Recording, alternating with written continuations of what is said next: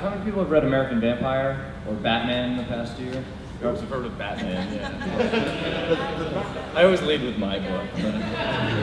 But yeah, Scott Snyder, who writes American Vampire and Batman and countless other things, we found him in a bookstore in New York City. He was doing a reading downtown. He wrote short prose fiction, and we both really loved him. I sent Jeanine up to talk to him because it's better to send a cute girl than maybe I'd probably just annoy him. And we said, hey, do you like comics? And he said, I love comics, and you know, the rest is history. But so that's my point. You find people in other places. But it's you knew that he could write. You knew that he could, exactly right. That he had to have work in. Sorry. You knew he had to write. You knew he had editorial deadlines. You knew he'd been published. You knew that he was professional, and you knew that he had a unique voice, and that's why you sought him out. Exactly. And it's best to be in a position where people are looking for you. You know. And in the same way that a lot of people will take gigs because they draw like somebody or they write like somebody, you're better off being like, you want to be Paul Pope rather than somebody who draws kind of like Jim Lee. Because somebody can, because you're replaceable then, but you can't really replace somebody who's more original, you know? So if you're an original writer, again, you're less replaceable. That's how you're going to stay. If you have a unique voice, if you are known for you rather than the guy who can kind of do that. Right. No, absolutely, and especially for writers, we're always looking for a voice, something else. It's because there's no such thing as a new story. It's only how you tell it, right? So I want someone else who's going to tell it different, you know, in a new way. Go ahead. I'm just trying to smile. I was trying to think so I could claim a new story off the top of my head, but I can't. You're right. I'd say the voice is probably the tricky. I mean, the same as an artist. I mean, Jamie always says your mistakes become your style. You know, what Jamie McKelvey, what he can't do is become the thing that defines him. And with me, it's like I came to comics late as an adult, as I said. And when I started writing scripts, I was a complete plagiarist. You know, you could tell the comic I had just read the week before because I took the panelling structure. When I was with Cerebus, I was doing things with multiple panels and people moving across borders. When I read Luther Arkwright, I was doing 12-panel grids with slow-mo, you know? Not for the same sort of story, but, you know, clearly I just discovered that technique. And eventually you discover it, after you've consumed as much stuff, you metabolise it and become something else. You know, you look at Brian Lee O'Malley, and you can see all his influences, but there's a moment when it became Brian Lee O'Malley when he basically set fires from all and became beautiful clouds of ash. And that's the kind of the thing, that's what I say about worry about becoming good, but don't worry about not being good, if that makes any sense, because the process of being good involves not being good for a long time. You know? Totally hugging this. I would argue as well, a lot of people, especially with artists, they talk about style. I think style is the wrong thing to go for. It's the same way writers would say voice. I think voice is the same with art. If you have a voice, you're fine. If you're trying to replicate a style, or you're trying to generate a style for yourself, it's never going to work. You have to naturally get there. You know, there's a phrase, breaking open your eye. You know, like you said, you were an adult. You were an adult, but you came to comics not in a juvenile way. A lot of us grew up with it. So there's a difference between it being the fan fiction you liked as a kid, and like I went to art college. I studied fine art for 4 years, so I didn't see comics for a while. Saw everything else, and I came back to it and brought something back with me. I think a lot of guys, they see what they like when they're a kid, and they just want to keep doing that, and just kind of perpetuates the same thing. Unless you're doing something new and different, I don't think they're really going to have a long-lasting career. Yeah, it's read as a writer. It's like you read the episode. You know, it is.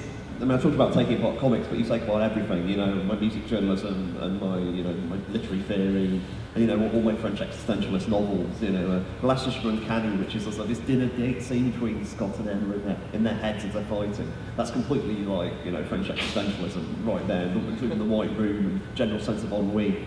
You know, hopefully not with the actually general sense of the ennui and uncanny readers is probably a bad thing to say. You know, but yeah. You rip off everything and it becomes yourself. As in, you just take and consume life and travel. It's like you're a sponge. Yeah. And you take in all your influence. Let's just keep talking over Lauren the whole time. So it's like you're a sponge, and you take in all the stuff that you love, all the artists, all the books, novels, TV, and you soak it up, and then when whatever comes out is a mix through your filter. This analogy is getting a bit weird. And so when you wash with it, but that's it, you take it through your own process and you come up with something different.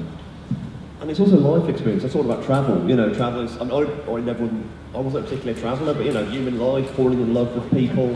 I was, you know, every love affair in my life has taught me something about how humans can be with each other. You know, and that all goes into the writing. Everything goes into the writing. But you know, I'm not saying go out and just be very slutty. That's not actually my. I'm sorry, we have to pause for a second here. Is that a radioactive spider coming down from the ceiling? It's going to bite my groin though. Oh, okay. So we'll have spider. You landed. Okay. Can I pose a question to the editors? Yes. Okay. What can writers and artists do to completely blow it immediately with you? As in, I hear horror stories and moments when, as in, don't be that guy. How not to be the guy that you were about to tell us about. That's an excellent question. That thing I just said, that. Yeah. There's 1,000 ways to blow it, and I think that this is the staying in part of the panel. There's 1,000 ways to blow it, and we'll try to talk about a few. Deadlines is probably number one. Portfolio in the pub. Yeah, portfolio. I mean, yeah. Like, Don't do it. There's no need. Yeah, to find the right time to talk to someone. But we're doing portfolio reviews here yesterday. That's the time to come up and talk to me. If we're having a point and having a laugh, that's not the time to say, what? No. I love your accent. No. Yeah, put a pint in my hand, not your portfolio. Yeah, right? Friend for life. I think it really boils down a lot to what we were talking about yesterday is professionalism. Is that, you know, we're people, we're nerds, we love comics, we love talking about them, we love hanging out in pubs and talking about comics and drinking beer and whatnot. But there's a time and a place. Like any job, you know, you do it in the office or you do it in the proper moment. So we have these portfolio reviews for you, and it's not that, you know, we're not friendly people and that we don't want to talk to you, but to come up to someone, to come up to an editor and just, you know, pitch this, you know, great whatever 12-issue Spider-Man maxi series, you know, spanning the centuries, when I don't even know who you are and you haven't introduced yourself, is kind of not terribly comfortable. And it implies how you'll act. And that sort of implies how you'll act in a business situation, you know? Absolutely. Yeah. As an idea that if you do that, that implies that if you're working with them, you would not act in an appropriate way. And it's like, you don't want to be woken up by an editor at 5 a.m. in the morning, you know, because that makes you fucking crazy, you know. Tina Fey, so has anyone read Bossy Pants? It's so great. Obviously she's my hero, but so I don't know what's going on. It must be true. But she said she when she was head writer on SNL, Saturday Night Live. They know what SNL is. We just not on here, but we know. Okay, Saturday Night Live. She said she would never hire anyone that she didn't want to meet over the printer at 3 a.m. because that's the time when the work is really getting done. That's when it's stressful, that's when it's pressure, and it's raining. But that's the time when, that's kind of the cauldron in which your bond will be forged, is at deadline. And if you can't handle yourself at that moment, if I don't want to be in that room with you at 3 a.m. when we're all stressed out and exhausted and we just need to get it done, it's not going to work out. I mean, it really is just, it sounds so basic, but it's almost like just life lessons. You know what I mean? Like finding that rapport, and it might not work with, you might not have that affinity for everyone, and that's okay, but it's also knowing that and being able to adjust. Like, you're not going to be friends with everyone that you work with. The real test comes is, can you work with them? Can you be a professional? Can you put aside any personal grievances? Can you put aside any, oh, I hate their hair, or I hate the fact that they're dating my ex, or whatever the case may be. But that you want to be in comics, and you want this to be your job.